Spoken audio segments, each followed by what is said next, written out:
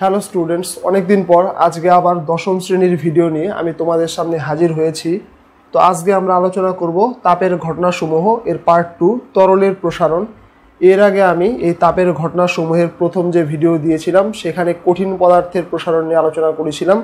কঠিন পদার্থের দৈর্ঘ্যের প্রসারণ, ক্ষেত্রফলের প্রসারণ এবং আয়তনের প্রসারণ এই সংক্রান্ত বিস্তারিত আলোচনা আমি করেছিলাম। তোমরা পার্ট 1 অর্থাৎ ওই ভিডিওটি না দেখে থাকলে তোমরা চ্যানেলের প্লেলিস্টে গেলে প্রথমেই দেখতে পাবে যে তাপের প্রসারণে একটি ভিডিও আছে, সেটি হলো কঠিন পদার্থের প্রসারণ। তো যাই হোক, আজকে আমাদের আলোচনার বিষয় তরলের প্রসারণ বা তরল পদার্থের প্রসারণ, এক্সপ্যানশন অফ লিকুইডস। তো এই ভিডিওতে শুধুমাত্র তরলের প্রসারণ নিয়ে আলোচনা করব। যাই হোক, তোমরা প্রথম থেকে শেষ অবধি মন দিয়ে দেখলে আশা করি সম্পূর্ণ বুঝতে পারবে, কোনো অসুবিধা তোমাদের হবে না। তো দেখো, আমরা দেখেছি যে তাপ প্রয়োগ করলে কঠিন, তরল এবং গ্যাস সকল পদার্থেরই কিছু না কিছু পরিমাণ প্রসারণ হয়। আমরা দেখেছিলাম যে কঠিন পদার্থের প্রসারণ হয় সব থেকে কম, তরল পদার্থের প্রসারণ কঠিনের থেকে সামান্য বেশি হয় এবং গ্যাসের প্রসারণ হয় সব থেকে বেশি। তো মোটামুটিভাবে তরলের প্রসারণ কঠিনের প্রায় 10 গুণের কাছাকাছি হয়, এরকম আমরা ধরে নিতে পারি। তো যাই হোক, দেখো, তো কঠিন পদার্থের প্রসারণের সঙ্গে তরল পদার্থের প্রসারণের বেশ কিছু পার্থক্য আছে। তো আমরা এগুলো পরে আলোচনা করব। যাই হোক, তো তোমরা নিশ্চয়ই লক্ষ্য করেছো থার্মোমিটার, তোমাদের থার্মোমিটার দেখার এক্সপিরিয়েন্স সবারই আছে। তো থার্মোমিটার কীভাবে কাজ করে তোমরা নিশ্চয়ই দেখেছো। এই লম্বা একটি কাচের নল, এখানে গোল একটি অংশে এখানে পারদ জমা থাকে, এখানে খুব সূক্ষ্ম সরু একটি ছিদ্র থাকে, এই ছিদ্র দিয়ে পারদ উপরে উঠতে থাকে। তো দেখো, যে কোনো গরম বস্তুর মধ্যে বা তোমাদের ধরো জ্বর এসে গেল, জ্বর মাপার জন্য এই থার্মোমিটার যদি তোমাদের গায়ে স্পর্শ করানো হয় বা গরম জলে মনে করে একে ডোবানো হলো, খুব বেশি গরম নয়, বেশি গরম হলে এটি ফেটে যেতে পারে। যাই হোক, তো ডাক্তারি থার্মোমিটার যেগুলো, সেগুলোর তাপমাত্রা গরম জলের তাপমাত্রার সমান একে মাপা যাবে না, তাহলে এটি খারাপ হয়ে যেতে পারে। তো যাই হোক, মনে করো একে ঈষদুষ্ণ গরম জলের মধ্যে ডোবানো হলো, মনে করো মোটামুটি গরম জল এটা, তাহলে কি হবে তোমরা বুঝতেই পারছো। তোমরা নিশ্চয়ই দেখেছো যে এই পারদ এখান থেকে এই নলের যে মাঝখানে ছিদ্র রয়েছে, এই ছিদ্র বেয়ে উপরের দিকে উঠতে থাকে। তো এটা তোমাদের সবারই কমন এক্সপিরিয়েন্স যে এখানে কি হচ্ছে। তো এখানে গরম জলের মধ্যে যখন থার্মোমিটারকে ডোবানো হলো, এই গরম জলের থেকে কাঁচ হয়ে তাপ পারদের মধ্যে যাচ্ছে, পারদ এই তাপ পেয়ে প্রসারিত হয়ে ভেতরে, আর যেহেতু এখানে আর জায়গা নেই, শুধুমাত্র এখানে ফাঁকা নল রয়েছে, এই নল বেয়ে উপরের দিকে উঠছে। তো এরকম তরলের প্রসারণ সংক্রান্ত এরকম অনেক ঘটনাই তোমরা পর্যবেক্ষণ করে থাকতে পারো। যাই হোক, তবে তোমাদের একটি কমন এক্সপিরিয়েন্স তোমরা বলে থাকতে পারো যে দুধকে যখন গরম করা হয় দুধ উতলে ওঠে। তবে মনে রাখবে সেটা কিন্তু তরল পদার্থের প্রসারণের উদাহরণ না, সেখানে অন্য ব্যাপার রয়েছে। যাই হোক, সেটা কিন্তু তরলের প্রসারণ এরকম তোমরা ভাববে না। তো দেখো, তাহলে কঠিনের প্রসারণের সঙ্গে তরলের প্রসারণের প্রথমে একটি পার্থক্য হচ্ছে যে মনে করো এটি হলো একটি লোহার দণ্ড, তো তুমি এটিকে সরাসরি আগুনের মধ্যে তাপ দিতে পারবে। মনে করো এটি লম্বা একটি লোহার দণ্ড, তুমি এই প্রান্ত সরাসরি আগুনের মধ্যে ঢুকিয়ে দিতে পারছো, এই প্রান্তে তুমি ধরে থাকতেই পারছো, বা এই প্রান্তকে কোনো একটি চিমটার সাহায্যে ধরে একে আগুনে দিতে পারো। তুমি একে মোট কথা সরাসরি তাপ দিতে পারছো। কিন্তু এবার তুমি ভেবে দেখো তো, কোনো তরল পদার্থকে, জলকে তুমি তাপ দেবে, জলকে সরাসরি কোনোভাবে তাপ দেওয়ার উপায় আছে? জল তো তরল পদার্থ, কোনো পাত্রে না রাখলে সেটিকে রাখা যাবে না। তাহলে জলকে বা যে কোনো তরলকে সরাসরি তাপ দেওয়ার কোনো উপায় নেই। তো এরকম তো কখনোই হবে না যে মনে করো জল এখানে ভেসে আছে, তুমি নিচের দিক থেকে জলকে তাপ দিচ্ছ, জল তাপ পেয়ে প্রসারিত হচ্ছে। তাহলে যে কোনো তরল পদার্থকেই কোনো না কোনো পাত্রের মধ্যে রেখে একে উত্তপ্ত করতে হবে। তো মনে করো তুমি একটি বাটি নিয়েছো, বাটির মধ্যে জল নিয়েছো, তারপর বাটিকে উনুনের মধ্যে বসিয়ে দিয়েছো। তাহলে এখন তোমরা দেখো যে এই বাটির মধ্যে জল রেখে তোমরা তাপ দিচ্ছ, তাহলে তাপ প্রথমে বাটির মধ্যে যাচ্ছে, তাহলে তাপ পেয়ে বাটির যে উপাদান অর্থাৎ ধাতু, তাহলে বাটি নিজে প্রসারিত হবে। তাপ অনবরত তুমি দিয়েই যাচ্ছ, খুব অল্প সময়ের মধ্যেই তাপ এই বাটি ভেদ করে জলের মধ্যে চলে গেল, তারপর জল প্রসারিত হবে। তাহলে তাপ পেয়ে তুমি যেই পাত্রে রেখে তরলকে উত্তপ্ত করছো, সেই পাত্র তো কিছু না কিছু পরিমাণ প্রসারিত হবেই। তবে হ্যাঁ, বাটি বা পাত্রটি যেহেতু কঠিন পদার্থ এবং কঠিনের প্রসারণ খুবই কম হয় তরলের তুলনায়, তাই খালি চোখে আমাদের সাধারণভাবে এই যে পাত্রের প্রসারণ হচ্ছে এটা আমাদের চোখেই পড়ে না। তো আমরা সরাসরি শুধুমাত্র তরলের প্রসারণই চোখে পড়ে। যাই হোক, তো তরলের প্রসারণও খুব কম, আমরা এক্সপেরিমেন্টের সাহায্য ছাড়া খুব ভালো করে অবজার্ভ না করলে প্রায় বুঝতেই পারবো না। তো তাহলে আমরা একটি এক্সপেরিমেন্ট দেখে নিই যে কী হচ্ছে এখানে। তো তো দেখো এই হলো আমাদের এক্সপেরিমেন্টের সেটআপ। এখানে আমরা এই কাচের বোতলের মধ্যে জল নিয়েছি, তার মধ্যে 1 ফোঁটা আলতা দিয়ে একে লাল রং করে নিয়েছি যাতে একে ভালোভাবে দেখা যায় বাইরে থেকে। তো একটি রিফিলকে এর মধ্যে দিয়ে ঢুকিয়ে দেওয়া হয়েছে, পরে এগুলো বিস্তারিত ডিসকাস করব। তো দেখো এখন এখানে এই পর্যন্ত জল উঠে রয়েছে। তো এখন দেখো যখনই এর মধ্যে গরম জল দেওয়া হবে কি হচ্ছে, তোমরা এখানে এই যে অ্যারো দেখতে পাচ্ছ এই জায়গাটা ভালো করে নোটিশ করবে। তো দেখো তোমরা দেখতেই পাচ্ছ জলের তল এখন নেমে গেল। এখন দেখো জলের তল আবার উঠতে শুরু করেছে। তো এখানে অনেকটাই উঠে যাচ্ছে। তো আমার ক্যামেরার ফ্রেমের বাইরে এটা চলে গেছে। যাই হোক, তো বিস্তারিত তোমরা দেখো কিভাবে এই ঘটনাটি ঘটলো। তো তোমরা দেখলে যে এই বোতলটি ছিল, এখানে ভেতরে একটি রঙিন তরল ছিল, শুধুমাত্র জল, এবং আমি শুধু 1 ফোঁটা আলতা এর মধ্যে দিয়ে দিয়েছিলাম। তো এটি একটি পেনের রিফিল, এটা এর ভেতর দিয়ে এখানে ঢোকানো ছিল। তো তোমরা খেয়াল করলে যখনই একে গরম জলের মধ্যে রাখা হলো, মুহূর্তের মধ্যে এই নলের মধ্যে তরলের লেভেল কিছুটা কমে গিয়ে তারপর আবার বেড়ে গেল। তাহলে তোমরা বুঝতেই পারছো যে প্রথমে কমে যাওয়ার কারণ কি ছিল, যে এটা যেহেতু কাঁচ, তাপের কুপরিবাহী, তাহলে তাপ পেয়ে প্রথমে এই বোতলটি খানিকটা প্রসারিত হয়েছে। প্রসারিত হওয়ার কারণেই এই যে নল বা এই যে নলটি রয়েছে এর মধ্যে তরল কিছুটা নেমে গেছিল। তারপর আবার অনবরত তাপ এর ভেতর দিয়ে যাচ্ছেই, তাপ পেয়ে জল যখন প্রসারিত হতে শুরু করলো, তারপরে জল আবার এই নলের ভেতর দিয়ে উপরে উঠতে শুরু করলো। শুধুমাত্র এই বোতলের মধ্যেও তোমরা ট্রাই করতে পারো, খুব সহজ এক্সপেরিমেন্ট, খুব ভালো করে অবজার্ভ করলে তোমরা বুঝতে পারবে। তো মনে করো তুমি এই বোতলটিকে রাখলে, একটি বাটির মধ্যে রাখলে, একে কানায় কানায় ভর্তি করে তুমি জল দাও, বুঝতে পেরেছো? একদম পুরোপুরি ভর্তি করে যতটা পরিমাণ জল 1 ফোঁটা 1 ফোঁটা করে দিয়ে একে কানায় কানায় ভর্তি করো, যাতে প্রায় উপচে পড়ে এইরকম হয়। তারপর তুমি একে একটি বাটির মধ্যে রেখে গরম জল ঢেলে দাও। গরম জল ঢেলে দিলে দেখবে প্রথমে জলের লেভেল একটু নেমে গেল, তারপর আবার প্রায় উপচে উঠে পড়ে যাওয়ার উপক্রম হচ্ছে। আমি ট্রাই করে দেখেছি, খুব ভালোভাবে এটা অবজার্ভ করা যায়, কিন্তু মোবাইলের ক্যামেরায় এটা ভালো মতো আসছিল না। যাই হোক, তোমরা নিজেরা ট্রাই করে দেখবে। তাহলে তোমরা যে এক্সপেরিমেন্টটি দেখলে, মনে করো এই বোতলটি আছে গোলতল ফ্লাস্ক মনে করো। তো এখানে একটি রঙিন তরল নেওয়া হয়েছে যাতে এই নলের ভেতর দিয়ে তরল যখন উঠবে বা নামবে একে যাতে খুব বাইরে থেকে ভালো মতো অবজার্ভ করা যায়। তো দেখো খুব সরু একটি নলকে এর ভেতর দিয়ে আমরা প্রবেশ করিয়েছি। নলটি সরু হওয়ার কারণে, কৈশিকতার কারণে, তোমরা 9-এ পড়ে থাকতে পারো, কৈশিকতার কারণে এই নল বেয়ে জল কিছুটা উপরে উঠে থাকবে। তো এই জায়গাটা তোমরা যখন এক্সপেরিমেন্ট করে দেখবে এয়ার টাইট, অর্থাৎ বায়ু নিরুদ্ধ হলে খুব ভালো হয়, বায়ু নিরুদ্ধ না হলেও মোটামুটি তোমাদের কাজ হয়ে যাবে। তো দেখো মনে করো এখানে এই যে নল রয়েছে এখানে স্কেল করা রয়েছে, মনে করো এখানে মিলিমিটার স্কেলে দাগ দেওয়া রয়েছে, অর্থাৎ জলের আয়তন এখানে ধরো এটা একটা মাপনী চোঙের অংশ। তো মনে করো প্রথমে জল এই অবধি ছিল। তো মনে করো এটা হলো আমাদের এ বিন্দু, এবং এই যে দাগ রয়েছে এটা মনে করো ছিল 10 ml এর দাগ, অর্থাৎ মনে করো এটা যদি আমরা 0 ধরি তাহলে এখান থেকে এই পর্যন্ত মনে করো 10 ml, জাস্ট আমরা ধরে নিচ্ছি। তো এখন তোমরা কি দেখেছিলে যে এই গোলতল ফ্লাস্কে বা ওই পাত্রটিকে যখন এখানে গরম জলের মধ্যে দেওয়া হয়েছিল, এটা মনে করো গরম জল, যখনই একে গরম জলের মধ্যে ইমিডিয়েটলি প্রবেশ করানো হলো বা গরম জল যখন যেই মুহূর্তে দেওয়া হলো, তোমরা কি দেখেছিলে যে এই নলের মধ্যে জলের লেভেল খানিকটা নেমে গেছিল। এই নলের মধ্যে জলের লেভেল খানিকটা নেমে গেছিল। তোমরা মনে করো এখানে জলের লেভেল এসেছিল এই পর্যন্ত, বি দাগ পর্যন্ত, অর্থাৎ মনে করো এটা হচ্ছে 8 ml। তাহলে এখন তোমরা বলো, মনে করো আমরা এই মুহূর্তে ঘটনাটিকে থামিয়ে রেখেছি বা স্টপ করেছি, মনে করো ভিডিওটিকে স্টপ করা হয়েছে। তো ধরো এখন তাহলে এই যে মুহূর্তে এখানে গরম জল দেওয়া হলো, এই নলের মধ্যে তরলের লেভেল 10 ml থেকে 8 ml চলে এলো, অর্থাৎ নেমে গেল। তাহলে এখন বলো এই যে নেমে গেল এর কারণ কি? তোমরা নিশ্চয়ই বুঝতে পারছো যে যখন এখানে গরম জলে দেওয়া হলো, এটি কাচের পাত্র, ওই বোতলটি কাচের বোতল ছিল, তাহলে তাপ সবার প্রথমে এই কাচের বোতলের মধ্যে যাচ্ছে, তাহলে তাপ পেয়ে এই কাচের বোতল বা এই গোলতল ফ্লাস্কটি প্রসারিত হচ্ছে। তাহলে প্রসারিত হওয়ার কারণেই এখানে জলের লেভেল একটু নেমে গেল।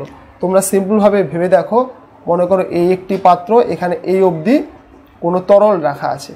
এখন মনে করো এই পাত্র যদি প্রসারিত হয়ে যায়, ধরো এই পাত্রের আকার এতটা চওড়া হয়ে গেল, তাহলে নিশ্চয়ই এই পাত্রে জলের লেভেল কি হবে? নেমে যাবে। হ্যাঁ, যাই হোক, তো এখানে এতটা প্রসারিত হবে না, আমি জাস্ট বোঝানোর জন্য বললাম। আবার বলছি, এই পাত্রে জলের লেভেল মনে করো এই পর্যন্ত, তাহলে তুমি যদি একটি ছড়ানো পাত্রের মধ্যে একে ঢেলে দাও তাহলে কি হবে, এর লেভেল নেমে যাবে।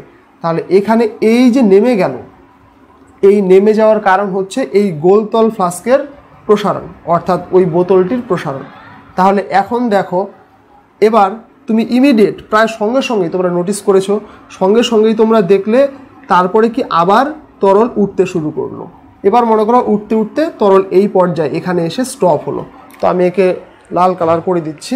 তোমরা আবার দেখলে যে তরল এখানে এই পর্যন্ত উঠে এলো, এই পর্যন্ত উঠে এলো, তোমরা দেখলে। তো মনে করো এখন তরল এই পর্যন্ত উঠে এলো, এটা হচ্ছে সি বিন্দু, এবং এই দাগ হচ্ছে মনে করো 14 ml, 14 ml। তো এখন তোমরা বুঝতেই পারছো, তাহলে এখন এই নল বেয়ে জল আবার উপরে উঠে যাওয়ার কারণ কি? দেখো, কাঁচ হলো তাপের কুপরিবাহী, তাহলে যখন একে গরম জল দেওয়া হলো সঙ্গে সঙ্গে তাপ পেয়ে কাঁচ প্রসারিত হয়েছে, কিন্তু কাঁচ তাপের কুপরিবাহী হওয়ার কারণে ইমিডিয়েট প্রায় সঙ্গে সঙ্গে এই তাপ জলের মধ্যে যেতে পারেনি, কিন্তু কয়েক মুহূর্তের মধ্যেই তাপ জলের মধ্যে যেতে শুরু করলো, তখন জলও প্রসারিত হতে শুরু করলো। এখন জলের প্রসারণ অর্থাৎ তরলের প্রসারণ কাচের প্রসারণের তুলনায় বেশি। কাঁচ কঠিন পদার্থ, এর প্রসারণ কম, জল তরল পদার্থ, এর প্রসারণ বেশি। তাহলে জলের প্রসারণ যেহেতু বেশি হচ্ছে, তাহলে কি হবে, এই পাত্রটি ভেতরে তার জলের থাকার কোনো জায়গা নেই, তাহলে এখন কি হবে, এই নল বেয়ে জল ক্রমশ উপর দিকে উঠতে থাকে। এখন তুমি বলো তো, তাহলে তাপের কারণে জলের আসলে কতটুকু প্রসারণ হলো? শুধুমাত্র প্রথমে 10 অবধি ছিল, 10 থেকে 14 পর্যন্ত হলো, নাকি 8 থেকে 14 পর্যন্ত হলো? একটু ভেবে দেখো।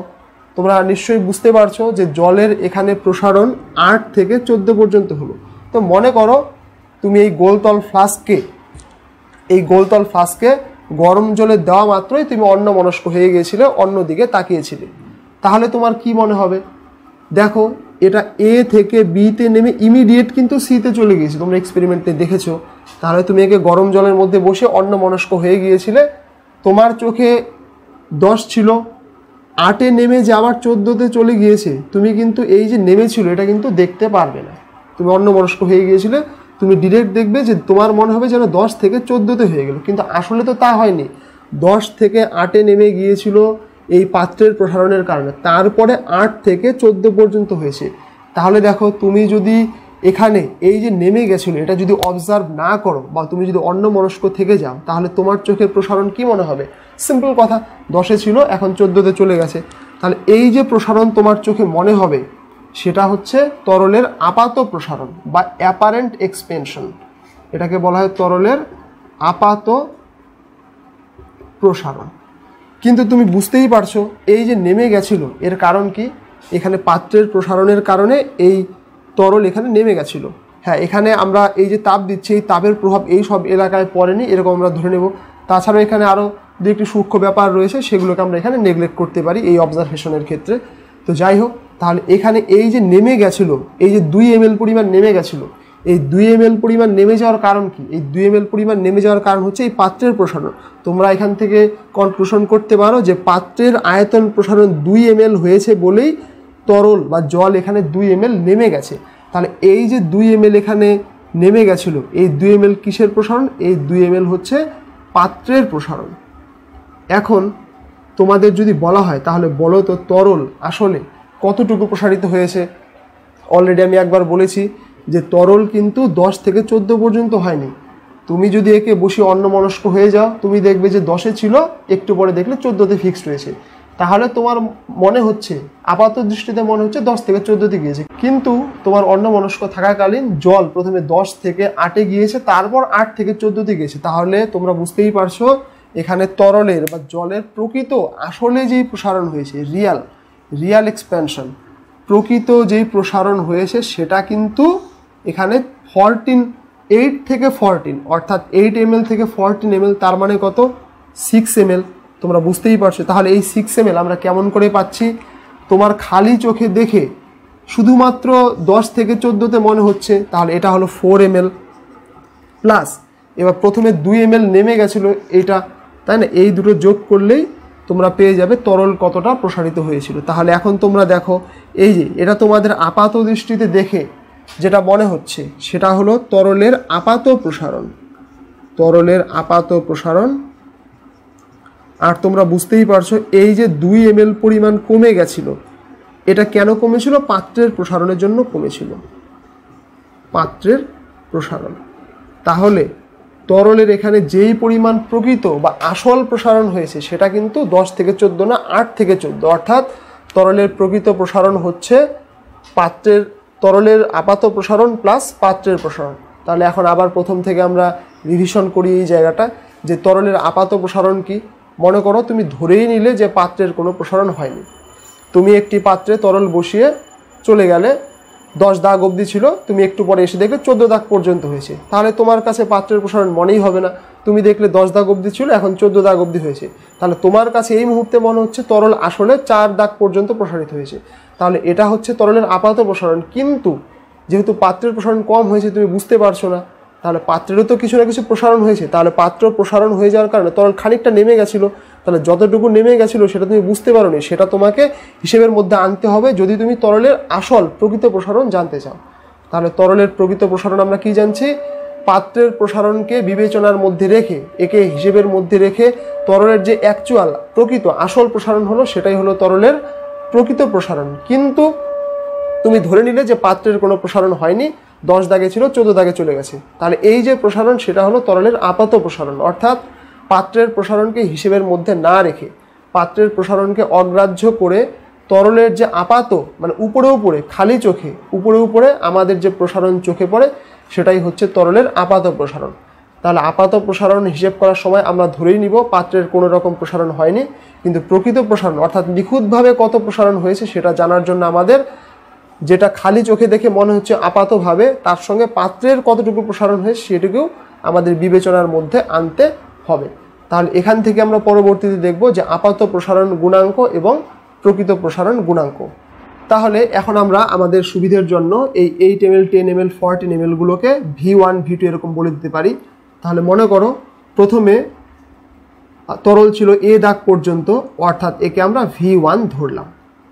এখন মনে করো তো এখানে A থেকে B তে যে নেমে গেছিলো তুমি এটি খেয়াল করো, তুমি একটু পরে একে ডুবিয়ে দিয়েই চলে গেলে, একটু পরে এসে দেখলে যে C দাগে আছে, তাহলে এইখানে যে আয়তন একে আমরা ধরলাম V2 ড্যাশ। তাহলে বলো যে আপাত প্রসারণ কত হলো? আপাত প্রসারণ হবে, তোমরা বুঝতেই পারছো, তো এর এখন আপাত আয়তন V2 ড্যাশ আর প্রথমে ছিল V1, তোমার মনে হলো যে এর আয়তন V2 ড্যাশ আর আগে ছিল V1, তাহলে আপাত প্রসারণ হয়েছে এটা মাইনাস এটা, যেটা তোমার খালি চোখে দেখে উপরে উপরে মনে হচ্ছে, তাহলে এটাই হচ্ছে আপাত প্রসারণ। এখন দেখো প্রথমে আয়তন কত নিয়েছিলে? প্রথমে আয়তন নিয়েছিলে V1। এবার মনে করো এখানে এই গরম জলে একে ডোবানোর কারণে উষ্ণতার বৃদ্ধি হয়েছে T ডিগ্রি সেলসিয়াস, যা ছিল তার থেকে T ডিগ্রি সেলসিয়াস এই জলের উষ্ণতা বৃদ্ধি পেয়েছে। তাহলে V1 আয়তনের তরল নিয়েছো তুমি, এই নলের মধ্যে আমরা এইটুকু নিয়ে বিচার করছি, V1 আয়তনের তরল নিয়ে T ডিগ্রি উষ্ণতা বৃদ্ধি করায়, T পরিমাণ, আমরা এখানে একক লিখছি না, T পরিমাণ উষ্ণতা বৃদ্ধি করায় আপাত প্রসারণ বা আপাত আয়তনের বৃদ্ধি কত হলো? V2 dash minus V1। তাহলে এখন বলো, আমরা দৈর্ঘ্য প্রসারণ গুণাঙ্কের ক্ষেত্রেও করেছি, বলো যদি একক আয়তন, এক আয়তনের তরল নেওয়া হতো, উষ্ণতা যদি T পরিমাণই বাড়ানো হতো তাহলে আপাত প্রসারণ কত হতো? V1 এর জন্য এতটুকু, তাহলে একের জন্য কম হবে, অর্থাৎ বাই V1। এখন আমরা তরল একক আয়তনে নিলাম, এবার উষ্ণতার বৃদ্ধি কমিয়ে আনলাম, আগে T পরিমাণ বাড়িয়েছিলাম, এখন এক পরিমাণ বাড়ালাম, তাহলে দেখো T পরিমাণ উষ্ণতা বৃদ্ধি করলে যত হবে একক পরিমাণের জন্য কম হবে। ধরো T এর মান 10 ডিগ্রি, তার জন্য প্রসারণ এতটুকু হয়, তাহলে 1 ডিগ্রির জন্য কম হবে, অর্থাৎ এটা হবে V2 dash minus V1 by V1 তো নিচে আছেই, এই টিও ঐকিক নিয়মের সাহায্যে তোমরা বুঝতেই পারছো এটি নিচে আসবে। তাহলে এই যে এই রাশিটি যে আমরা পেয়ে গেলাম, একে আমরা বলি তরলের আপাত প্রসারণ গুণাঙ্ক গামা এ। বলছি কি হলো তাহলে, যে একক আয়তনের কোনো তরল নিয়ে একক পরিমাণ উষ্ণতা বৃদ্ধি করলে তার যে আপাত প্রসারণ হলো বা আপাত বৃদ্ধি হলো তাকেই বলা হয় তরলের আপাত প্রসারণ গুণাঙ্ক। কি বলা হয়? আপাত প্রসারণ গুণাঙ্ক, অর্থাৎ ইংরেজিতে বলা হয় অ্যাপারেন্ট এক্সপ্যানশন কোএফিসিয়েন্ট।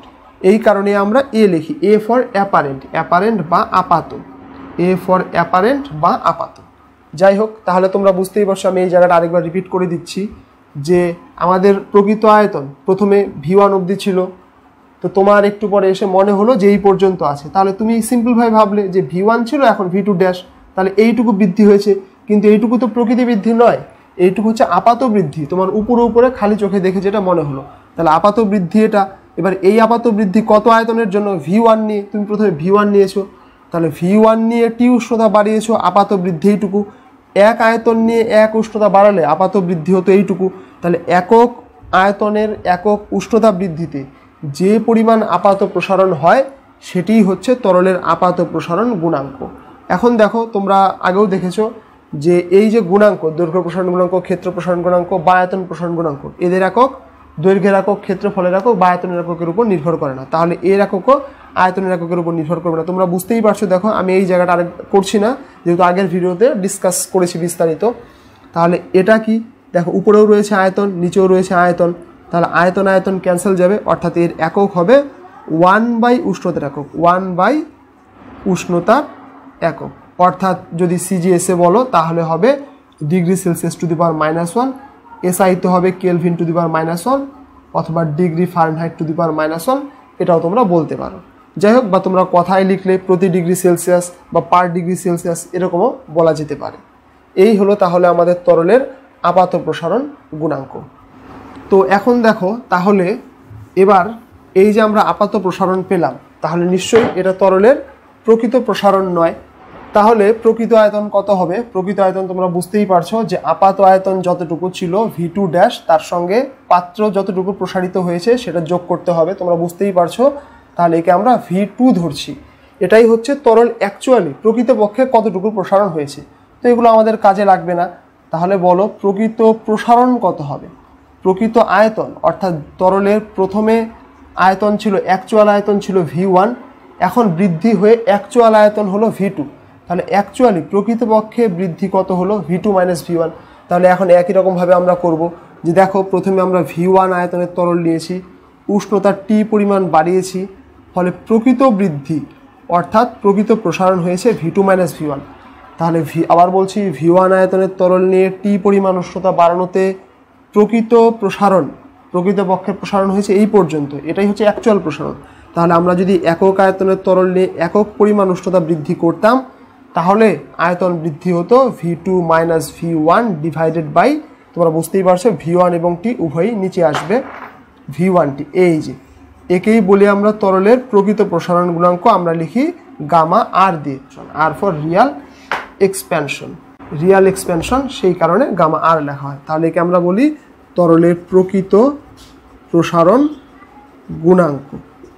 তাহলে তোমরা দেখতেই পারলে যে প্রকৃত প্রসারণ গুণাঙ্ক হচ্ছে তরলের প্রকৃত প্রসারণ, যেখানে তরলের প্রসারণের সঙ্গে পাত্রের প্রসারণকে বিবেচনার মধ্যে আনা হচ্ছে, এবং আপাত প্রসারণের ক্ষেত্রে আমরা পাত্রের প্রসারণকে বিবেচনার মধ্যে আনছি না। তোমরা বুঝতেই পারছো এখানে। তাহলে এই প্রকৃত প্রসারণ গুণাঙ্ক যে হবে, এর এককও obviously degree Celsius to the power -1, kelvin to the power -1, Fahrenheit to the power -1, এইরকম হবে। তো এখন দেখো, তাহলে তোমরা বুঝতেই পারছো এই প্রকৃত প্রসারণের মান, প্রকৃত আয়তনের মান, এটা প্রকৃত প্রসারণের মান আপাত প্রসারণের থেকে বেশি। তোমরা বুঝতেই পারছো, আমরা আগেও দেখলাম যে আপাত প্রসারণের সঙ্গে পাত্রের প্রসারণ যোগ করলে আমরা প্রকৃত প্রসারণ পাই। আমরা পেয়ে যাই যে আপাত প্রসারণের সঙ্গে পাত্রের প্রসারণ যোগ করলে প্রকৃত প্রসারণ। তাহলে দেখো, প্রকৃত প্রসারণের মান বেশি, তাহলে প্রকৃত প্রসারণের মান বেশি হওয়ার কারণে প্রকৃত প্রসারণ গুণাঙ্কের মানও বেশি। আমরা গুণাঙ্ক কেন নির্ণয় করি আগের ভিডিওতে আমরা আলোচনা করেছি। যাই হোক, তাহলে তোমরা বুঝতেই পারছো প্রকৃত প্রসারণের মান বেশি হয়, প্রকৃত প্রসারণ গুণাঙ্কের মানও বেশি। আপাত প্রসারণের মান কম, আপাত প্রসারণ গুণাঙ্কের মানও কম। এখান থেকে তোমরা এদের মধ্যে একটি সম্পর্ক আছে জেনে রাখতে পারো, যদিও তোমাদের সিলেবাসে নেই। তাহলে আমরা দেখলাম যে প্রকৃত প্রসারণ ইকুয়াল টু আপাত প্রসারণ প্লাস পাত্রের প্রসারণ। তাহলে একে যদি আমরা প্রকৃত প্রসারণ বলি, দেখো এটা হলো প্রকৃত প্রসারণ V2 - V1, প্রকৃত আয়তন মাইনাস আপাত আয়তন।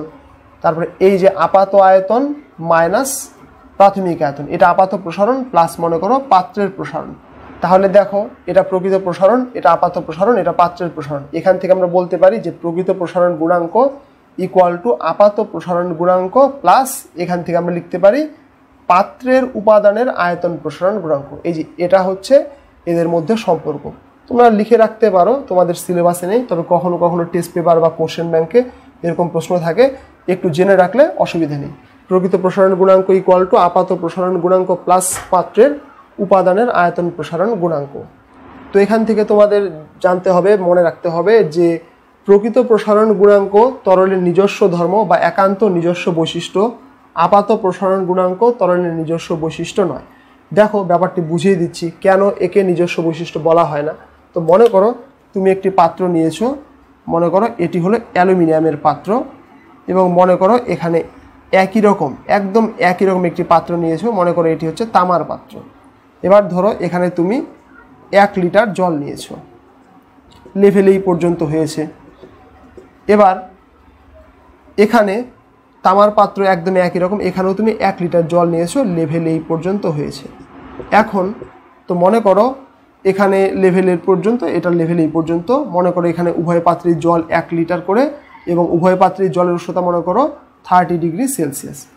এখন মনে করো তুমি একেও তাপ দিচ্ছ, একেও তাপ দিচ্ছ, ঠিক আছে। এবার তুমি একটু পরে দেখলে যে এখানে মনে করো জলের প্রসারণ তো খুব বেশি হবে না, আমরা খালি চোখে বুঝতে পারবো না।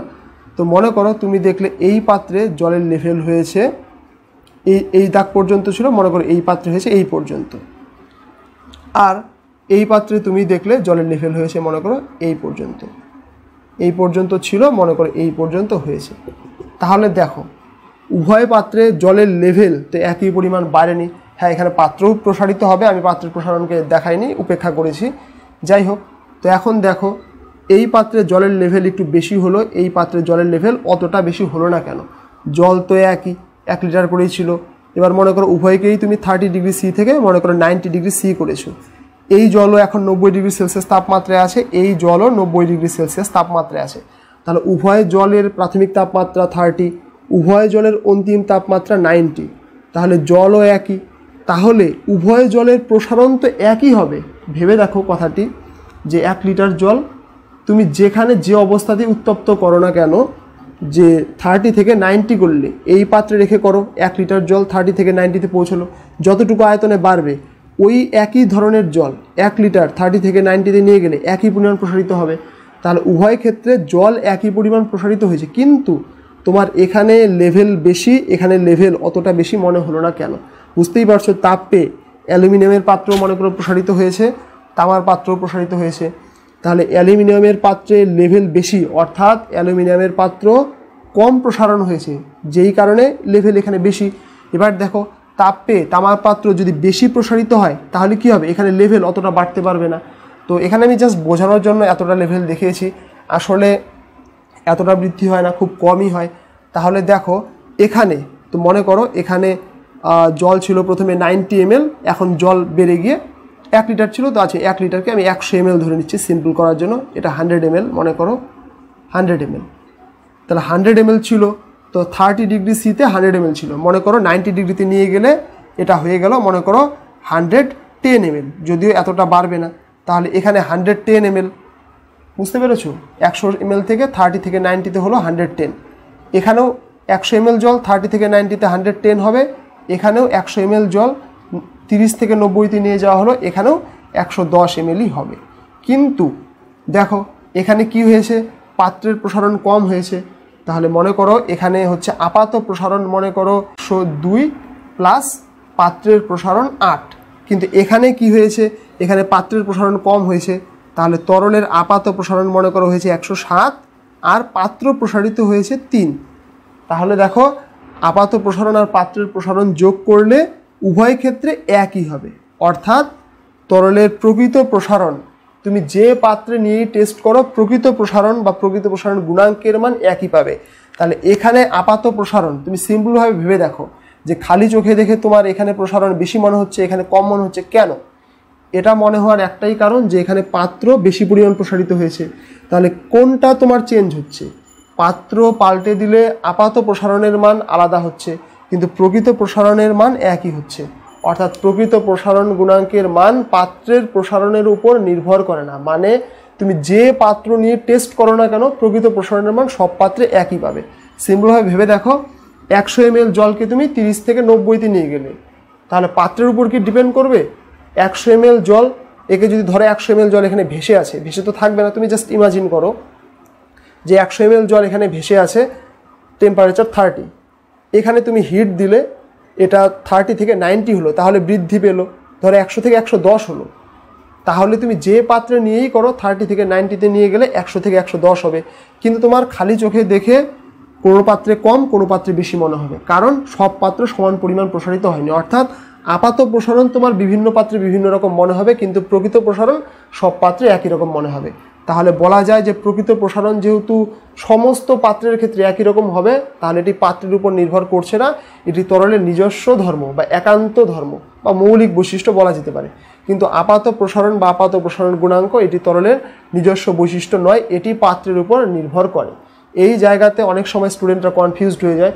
তো মনে রাখবে, প্রকৃত প্রসারণ এবং প্রকৃত প্রসারণ গুণাঙ্ক পাত্রের উপর নির্ভর করে না, সব পাত্রের ক্ষেত্রে একই রকম।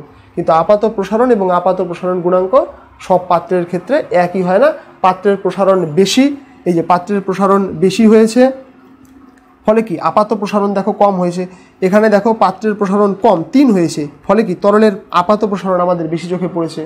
যাই হোক, তাহলে আমি আরেকবার সামারি করে দিচ্ছি যে পাত্রের প্রসারণকে হিসেবের মধ্যে না রাখলে আমরা তরলের যে প্রসারণ আমাদের চোখে পড়ে সেটা হচ্ছে তরলের আপাত প্রসারণ। এবার পাত্রের প্রসারণকে হিসেবের মধ্যে রেখে অ্যাকিউরেট যে প্রসারণ আমরা তরলের পাই সেটা হচ্ছে প্রকৃত প্রসারণ। তাহলে আপাত প্রসারণ গুণাঙ্ক এবং প্রকৃত প্রসারণ গুণাঙ্কের সংজ্ঞা আমরা দেখলাম, সংজ্ঞা একদম সিম্পল, আমি লিখে দিইনি, তোমরা বই থেকে অনায়াসেই লিখে নিতে পারবে, আমি এখানে লিখে দিলে অযথা সময় নষ্ট হবে। যাই হোক, বই সুন্দরভাবে দেওয়া রয়েছে এবং এদের মধ্যে কোনটি এদের নিজস্ব বৈশিষ্ট্য, কোনটি পাত্রের উপর নির্ভর করে, কোনটি পাত্রের উপর নির্ভর করে না, এগুলি তোমরা খুঁটিনাটি ভালো করে পড়বে।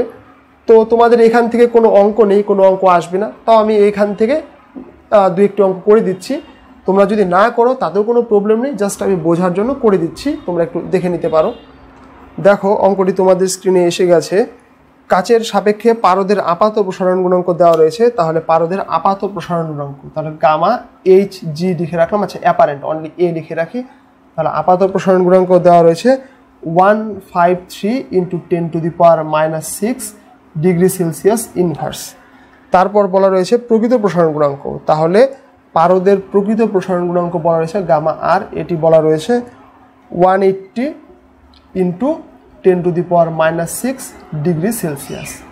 তাহলে এখন বলেছে যে কাচের রৈখিক প্রসারণ গুণাঙ্ক অর্থাৎ কাচের দৈর্ঘ্য প্রসারণ গুণাঙ্ক আলফা এর মান কত হবে।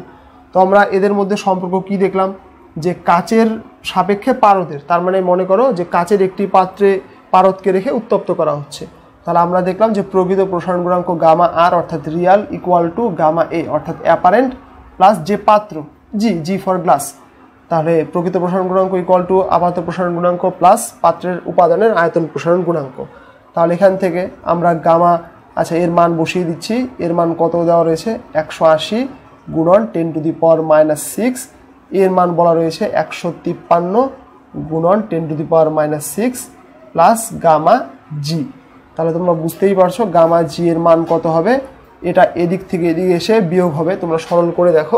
তাহলে 180 থেকে 153, আচ্ছা করে ফেলি, 180 × 10⁻⁻6, 153 × 10⁻⁻6।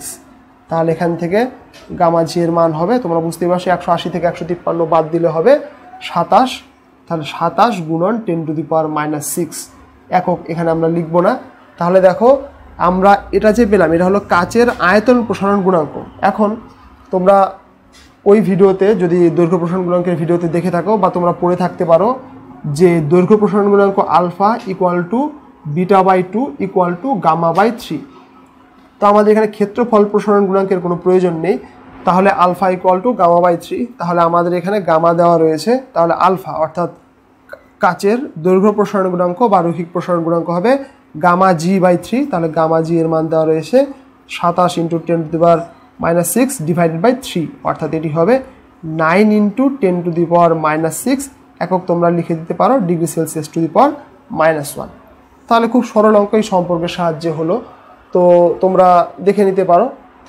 এরপরের একটি অঙ্ক আছে, দেখো এটাও তোমরা টেস্ট পেপার কোশ্চেন ব্যাংকে পেতে পারো, যদি না করো তাও হবে, এরকম প্রশ্ন মাধ্যমিকে আসবে না, তোমাদের সিলেবাস এগুলো নেই, আমি জাস্ট বোঝার জন্য করে দিচ্ছি। তো একটি কাচের ফ্লাস্কের অভ্যন্তরীণ আয়তন ভি সেমি কিউব বলেছে। ফ্লাস্কটির মধ্যে কত আয়তনের পারদ রাখলে সেটির ফাঁকা অংশের আয়তন সকল উষ্ণতায় সমান হবে? পারদের আয়তন প্রসারণ গুণাঙ্ক দেওয়া রয়েছে এবং কাচের রৈখিক প্রসারণ গুণাঙ্ক দেওয়া রয়েছে। দেখো প্রশ্নটি কি বলেছে, মনে করো এটি হলো একটি কাচের ফ্লাস্ক। আগের মতোই মনে করো আমরা প্রথমে যেই ছবি আঁকলাম, মনে করো এটি একটি কাচের ফ্লাস্ক। এর অভ্যন্তরীণ আয়তন অর্থাৎ ভেতরে যে ফাঁকা জায়গা রয়েছে তার আয়তন হচ্ছে তোমার ভি সেমি কিউব। তো এবার মনে করো তো এখানে পারদ রয়েছে এইটুকু জায়গার মধ্যে পারদ রয়েছে। তাহলে মনে করো টোটাল, আমরা জাস্ট সিম্পলিসিটির জন্য ধরে নিচ্ছি, মনে করো এই টোটাল পাত্রের ভেতরের অংশের আয়তন 100 সেমি কিউব। এবার মনে করো ভেতরে পারদ আসে 60 সেমি কিউব। তাহলে বলো টোটাল পাত্রের আয়তন 100 সেমি কিউব, ভেতরে পারদ আছে 60 সেমি কিউব, তাহলে ফাঁকা জায়গা কতটা রয়েছে তোমরা বুঝতেই পারছো, ফাঁকা জায়গা রয়েছে 40 সেমি কিউব।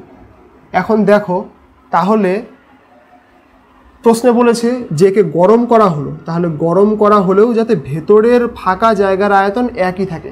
এখন দেখো একে যদি বাইরে থেকে উত্তপ্ত করা হয় তাহলে এই পাত্র আয়তনে বাড়বে, অর্থাৎ পাত্রের ভেতরে যতটুকু ফাঁকা জায়গা 100 সেমি কিউব ছিল পাত্রের আয়তন, সেটা মনে করো বেড়ে গিয়ে হলো 110 সেমি কিউব। এখন দেখো ভেতরে আগে 40 সেমি কিউব ছিল ফাঁকা জায়গা, যতটুকু জায়গায় বাতাস আছে মনে করো, এখনও ভেতরের ফাঁকা জায়গা 40 সেমি কিউবই হবে। তাহলে কখন এটা হবে? তো মনে করো এখানে তাহলে দেখো পাত্রের প্রসারণ কত হলো, 100 থেকে 110 অর্থাৎ 10। তাহলে ভেতরে যেই পারদ আছে 60, সেটাও যদি 60 থেকে একই পরিমাণ অর্থাৎ 10 পরিমাণই বেড়ে যায়, বেড়ে গিয়ে 70 হতো, তাহলে কি দেখো বিয়োগ করে 40 হবে। অর্থাৎ পাত্রের যতটুকু প্রসারণ হলো 100 থেকে 110, যদি পারদেরও একই পরিমাণ প্রসারণ হয় 60 থেকে 70, তাহলে কি ফাঁকা জায়গা একই থাকবে। তাহলে দেখো পাত্রের আয়তন কত বলা রয়েছে, পাত্রের ভেতরের আয়তন হচ্ছে ভি সেমি কিউব। আয়তন প্রসারণ গুণাঙ্ক দেওয়া রয়েছে, পাত্রের আয়তন প্রসারণ গুণাঙ্ক দেওয়া নেই, পাত্র কাচের, এর দৈর্ঘ্য প্রসারণ গুণাঙ্ক দেওয়া রয়েছে। দৈর্ঘ্য প্রসারণ গুণাঙ্ক হচ্ছে 9 × 10⁻⁻6 ডিগ্রি সেলসিয়াস ইনভার্স। তাহলে আয়তন নিয়ে আমাদের কাজ করতে হবে। দৈর্ঘ্য প্রসারণ গুণাঙ্ক আছে, আমরা একটু আগেই দেখলাম যে আলফা = γ/3, তাহলে গামা = 3 আলফা। তোমরা ভেবে দেখো, তাহলে এটি হবে 27 × 10⁻⁻6 degree Celsius to the power -1। তাহলে আমরা প্রাথমিক আয়তন এটা পেলাম, পাত্রের আয়তন প্রসারণ গুণাঙ্ক এটা পেলাম। এবার বলছে তো সকল উষ্ণতা যতই বাড়ানো হোক না কেন ভেতরের ফাঁকা জায়গার আয়তন একই থাকবে। তাহলে মনে করো আমরা উষ্ণতা বৃদ্ধি করলাম টি পরিমাণ, উষ্ণতার বৃদ্ধি হলো টি পরিমাণ। তাহলে আমরা কি দেখেছি, আয়তনের বৃদ্ধি কত হবে, তাহলে পাত্রের প্রসারণ কত হবে, পাত্রের প্রসারণ হবে, তোমরা ভেবে দেখো, যে কোনো ক্ষেত্রে আমরা আগের ভিডিওতেও দেখেছি, প্রসারণ হবে প্রাথমিক আয়তন গুণন উষ্ণতার বৃদ্ধি, বা আগে আমরা গামা লিখতে পারি, তাহলে গামা এর মান আমরা পরে বসিয়ে দেব, গামা ইন্টু টি। প্রাথমিক আয়তন প্রসারণ গুণাঙ্ক এবং উষ্ণতার বৃদ্ধি। তোমরা ভেবে দেখো আমাদের কি ছিল, দৈর্ঘ্য প্রসারণ গুণাঙ্ক বা আয়তন প্রসারণ গুণাঙ্ক ছিল V2 - V1 / V1t। তাহলে দেখো এইটুকু হলো আয়তনের প্রসারণ। তাহলে প্রসারণ কি হচ্ছে, এটা গুণ করো কোনাকুনি, তাহলে V2 - V1 কত হচ্ছে V1 গামা টি। অর্থাৎ আয়তনের প্রসারণ হলো প্রাথমিক আয়তন গুণন আয়তন প্রসারণ গুণাঙ্ক গুণন উষ্ণতার বৃদ্ধি ভি গামা টি। তো এবার বলো ভেতরে পারদ কত ছিল, তো ভেতরে কতটুকু পারদ রাখলে এই কন্ডিশন স্যাটিসফাই হবে, এটা আমাদের বের করতে হবে। তো আমরা ধরে নিই ভেতরে পারদ ছিল, পারদের আয়তন একটা ধরে নিই আমরা, পারদের আয়তন স্মল ভি ধরে নিচ্ছি, স্মল ভি ঘন সেমি। তাহলে পারদের প্রসারণ কত হবে, উষ্ণতা তো টি বাড়ানো হলো, সেটা পাত্রের ক্ষেত্রেও পারদের ক্ষেত্রেও। তাহলে পারদের প্রসারণ কত হবে, পারদের প্রসারণ হবে, পারদের আয়তন ভি, পারদের আয়তন প্রসারণ গুণাঙ্ক গামা HG, পারদের সংকেত লিখে রাখলাম বোঝার সুবিধার জন্য, এবং উষ্ণতার বৃদ্ধি টি। তাহলে আমরা কি দেখলাম, ভেতরের ফাঁকা জায়গার আয়তন আগে পরে একই থাকবে যদি পাত্রের প্রসারণ এবং তরলের প্রসারণ সমান হয়। দেখো 100 থেকে 110, 10 বেড়েছে, 60 থেকে 70, 10 বেড়েছে, ফলে আগের ডিফারেন্স 40 ছিল, ফাঁকা জায়গা 40, এখনও ফাঁকা জায়গা 40ই থাকবে। তাহলে আমরা লিখব যে, এটা তোমরা লিখে নেবে যে সকল উষ্ণতায় ভেতরের ফাঁকা অংশের আয়তন একই থাকবে যদি পাত্রের প্রসারণ এবং পারদের প্রসারণ সমান হয়। সুতরাং এই কথাটি তোমরা লিখে নেবে। তাহলে পাত্রের প্রসারণ কত? ভি গামা টি। পারদের প্রসারণ কত? Small v gamma H G into T. T T cancel গেল, এখানে ক্যাপিটাল ভি থাকলো। গামা এর মান আমরা কত পেয়েছি? 27 গুণন 10⁻⁻6 স্মল ভি থাকলো। পারদের প্রসারণ গুণাঙ্ক দেওয়া রয়েছে, 1.8 ইন্টু 10⁻⁻4। তাহলে দেখো আমাদের বের করতে হবে সমগ্র পাত্রের আয়তন ভি এবং পারদের আয়তন স্মল ভি, অর্থাৎ পারদ টোটাল পাত্রের কত অংশ। তাহলে আমরা এখান থেকে small V by capital V যদি করি আমরা কি পাবো? 27 গুণন 10⁻⁻6 ডিভাইডেড বাই 1.8 ইন্টু 10⁻⁻4। একে যদি তোমরা সরল করে ফেলো তাহলেই পেয়ে যাবে। এখানে দশমিক তোলার জন্য আমরা এখানে একটা 10 দিতে পারি। তাহলে 9 দিয়ে ভাগ করলে এটা হবে 2, 9 দিয়ে ভাগ করলে এটা হবে 3। তাহলে 2 দিয়ে একে ভাগ করলে হবে 5। এখন তোমরা দেখো তাহলে উপরে হলো 15। তোমরা দেখো এই 10⁻⁻6 একে যদি আমরা নিচে লিখতে পারি 10⁻6, আর এই 10⁻⁻4 একে লিখলে আমরা লিখবো 10⁻4। তোমরা জানো অনেকবার করেছো সূচকে যে ধরো a স্কোয়ার বা a⁻2 এর মান হচ্ছে 1/a², তাই তো? তাহলে 10⁻6 মানে কি? 1/10⁻6। একই রকমভাবে 1/10⁻4 মানে হবে 10⁻4। এখন যদি তোমরা সরল করো এখানে পাবে নিচে থাকবে হচ্ছে 10² অর্থাৎ 100। তাহলে 15/100 একে ভাগ করলে হবে 5 দিয়ে দিলে হবে 3, 5 দিয়ে দিলে হবে 20, অর্থাৎ তোমরা পেয়েই যাচ্ছ। তাহলে স্মল ভি ইকুয়াল টু কত হবে? 3/20 ইন্টু ক্যাপিটাল ভি। আমাদের এটাই বের করতে হতো যে সমগ্র আয়তনের, পাত্রের যে সমগ্র আয়তন ভি তার 20/3 3/20 অংশ যদি পারদ দ্বারা পূর্ণ করা হয় তাহলে যে কোনো উষ্ণতাতেই ভেতরের যে ফাঁকা জায়গা তার আয়তন অপরিবর্তিত থাকবে। তো এই অঙ্কটি তোমাদের না করলেও হবে, যারা বুঝতে চাও, বুঝতে পেরেছো, অঙ্কটি করে রাখতে পারো। এগুলো ক্লাস 11-এ আছে, খুব সহজ অঙ্ক ক্লাস 11-এর রেসপেক্টে। যাই হোক, তো আশা করি এই ভিডিওতে তরলের প্রকৃত প্রসারণ, আপাত প্রসারণ সংক্রান্ত আমি যা আলোচনা করেছি তোমরা বুঝতে পেরেছো। তো অসুবিধা হলে তোমরা জানাতে পারো, আমি পরের ভিডিওতে আলোচনা করার চেষ্টা করব। তো এর পরের ভিডিওতে গ্যাসের প্রসারণ নিয়ে আলোচনা করব। তো যুক্ত থাকো।